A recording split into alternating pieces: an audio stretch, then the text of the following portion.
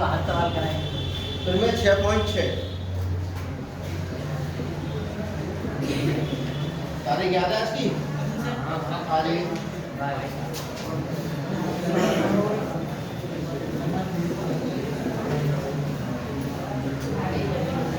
फिर में 6.5 हम करा चुके हैं।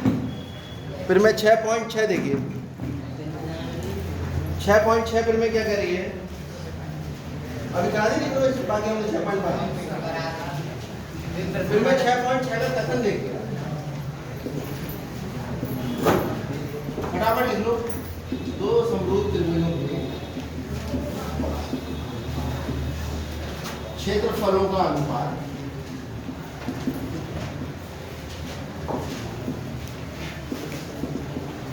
संगत भुजाओं के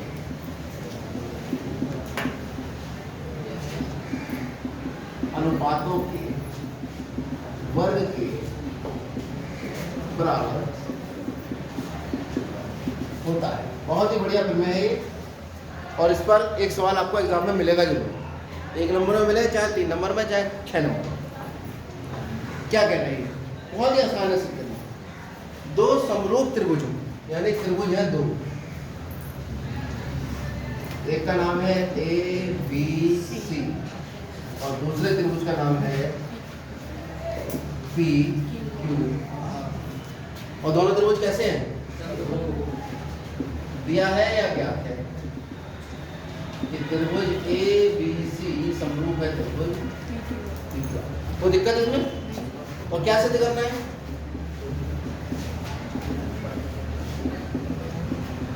फिर में पढ़ के पता लग जाएगा।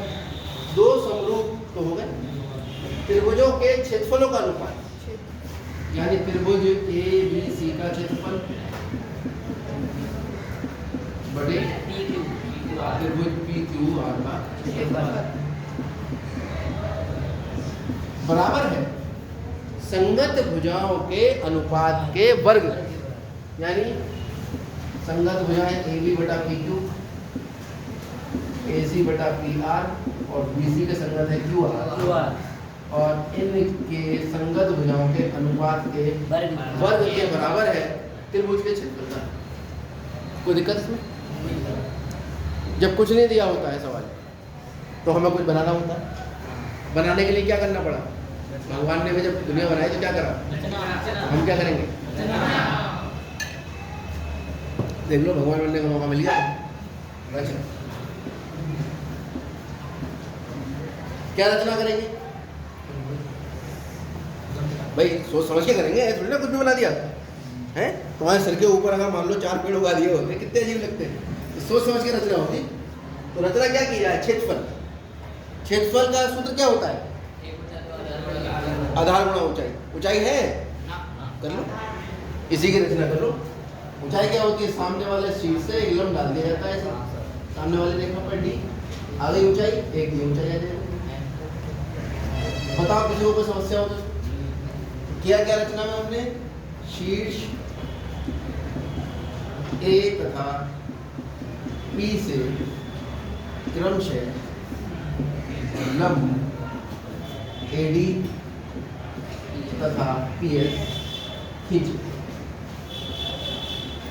शॉर्ट में चाहो तो ऐसे भी लिख सकते कि AD लंब है BC पर तथा PS लंब है। जितना इशारे में बात करोगे उतना बढ़िया। उत्पत्ति,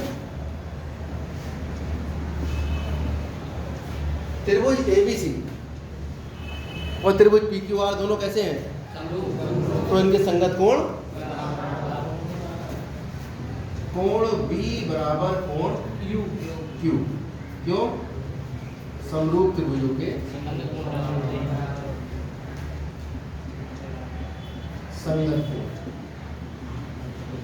समान। छोटा छोटा लिख रहा हूँ क्योंकि इसकी बहुत ज्यादा आवश्यकता थी।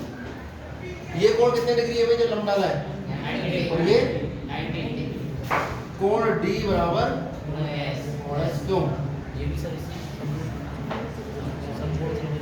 दुनिया के सारे कोण समकोण जितने हैं, सारे समकोण आपस में बराबर। तो समकोण की माप कितनी होती है? लंब डाला है भाई, अगर ये बनाते तो ये इसके बराबर होता क्या? ये बनाते हैं, ये इसके बराबर होता क्या, ये इसके बराबर है, तो कितने डिग्री होगा ये, एक ही स्थिति बन सकती है क्योंकि सीधी रेखा में कोई, इसी को हम कहते हैं समकोण, समान कोण। एक सरल रेखा में बने दो आसन्न कोण यदि समान है तो उन्हें समकोण कहते हैं। समकोण त्रिभुज की परिभाषा हो गई। और नाप निकालोगे इनकी x + x 180, 2x = 180, x 90 क्यों। तो यहाँ से साफ साफ पता लग गया कि त्रिभुज ADB जो है वो समरूप हो गया किसके, त्रिभुज PS। कैसे हुआ, ए समरूपता, ये बात जिसको समझ नहीं आई बता दो। किसी दो त्रिभुजों में अगर दो कोण संगत बराबर हो जाएं तो दोनों त्रिभुज आपस में समरूप हो जाते हैं। तो ये वाला कोण तो इसके बराबर ले लिया हमने और ये वाला कोण, तो ये दो त्रिभुज आपस में कैसे हो गए, समरूप हो गए। अगर समरूप है तो समरूप त्रिभुजों की संगत भुजाएं कैसी होती हैं, समानुपाती होती है, बराबर नहीं होती। कैसी होती है, समानुपाती, मतलब एक त्रिभुज की एक भुजा ऊपर रखोगे और दूसरे त्रिभुज की भुजाएं नीचे। तो AB AD और BD, AB के बटे में आएगा PQ, AD के बटे में आएगा PS और किसके बटे में आएगा, क्या लिखोगे यहाँ पर, समरूप त्रिभुजों की संगत भुजाएं समानुपाती होती। कोई दिक्कत इसमें किसी को। और साथ साथ त्रिभुज ABC जो था वो समरूपता किसके, त्रिभुज EQ, तो इसकी भी तो संगत भुजाएं समानुपाती होंगी। तो AB बटा PQ बराबर BC बटे QR बराबर और AB बटा PQ किसके बराबर है,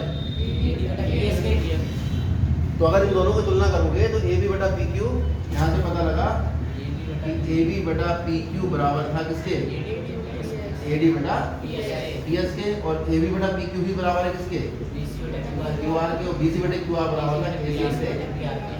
कोई दिक्कत इसमें, अरे कोई समस्या, सबको समझ आ गई ये बात। ऐसा तो कभी नहीं होता, दो चार रह जाते हैं, सब लोग कैसे आ जाएंगे समझ। फिर देखो एक बात, दो त्रिभुज समरूप थे, त्रिभुज ADB समरूप था त्रिभुज PS, तो इनके संगत भुजाओं का अनुपात निकल गया। ये त्रिभुज इसके समरूप था, इनके संगत भुजाओं का अनुपात निकल गया। अब AB बटे PQ दोनों का बराबर, तो ये जब इसके बराबर है और ये इसके बराबर है और ये इसके बराबर है तो सारे आपस में बराबर चीजें आपस में बराबर होती, बराबर चीजें आपस में, कोई समस्या है इसमें, अब नहीं होगी कोई समस्या। अच्छा अब देखो हमें क्या निकालना था, मेन मुद्दा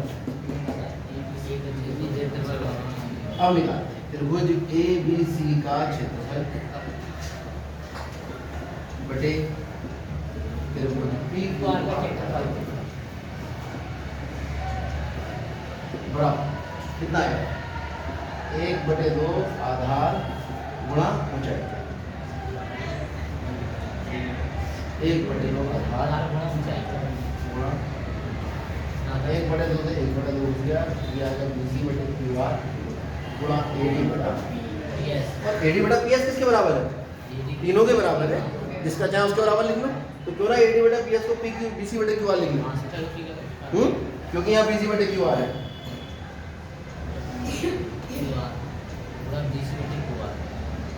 क्यों, क्योंकि AD बटा PS बराबर है BC बटे QR। कितना आ गया भैया, BC बटे QR का ये है त्रिभुज ABC का क्षेत्रफल। ऐसा बनेगा ये और ये सवाल का बनाना, कॉपी चेक करते हुए ये ना हो कि क्षेत्रफल जो है वो तुमने क्षेत्रफल लिख दिया हो।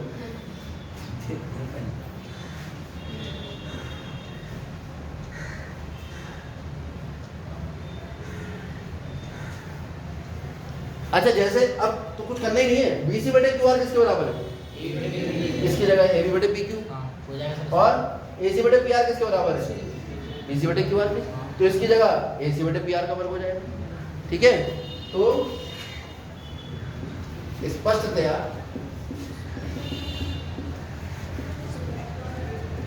एरिया या त्रिभुज ABC का क्षेत्रफल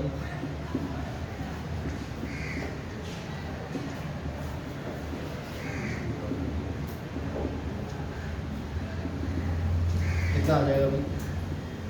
AB बटे PQ का वर्ग या BC बटे QR का वर्ग या AC बटे PR का वर्ग।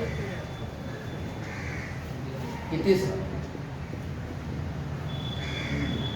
कुछ किताबों में ऐसे भी दे रखा है, वो कहते हैं भाई ये दोनों सिद्ध कर दिया आपने, अब आप कहेंगे इसी प्रकार यहाँ से यहाँ लंब डालने पर तो AC स्क्वायर बटे PQ स्क्वायर दो त्रिभुज को क्षेत्रफल के एरिया के बराबर आ जाएगा, और यहाँ लंब डालोगे तो ABC का क्षेत्रफल ये आ जाएगा AB बटे PQ का। लेकिन वहाँ की जगह आप यहाँ से भी तो कर सकते हो, उसमें जब ये तीनों आपस में बराबर हैं, एक का वर्ग आ गया तो ये बाकी के दोनों के वर्ग के भी, ये बात समझ में आ गई? नोट कर लीजिए, बहुत महत्वपूर्ण है।